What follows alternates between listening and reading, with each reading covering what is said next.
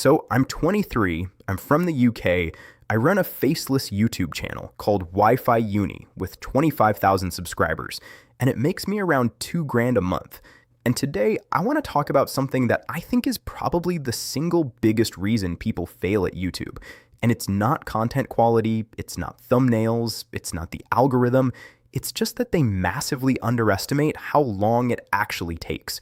And I want to explain why that underestimation happens, what the reality actually looks like, and how thinking about it differently changes everything about how you approach building a channel.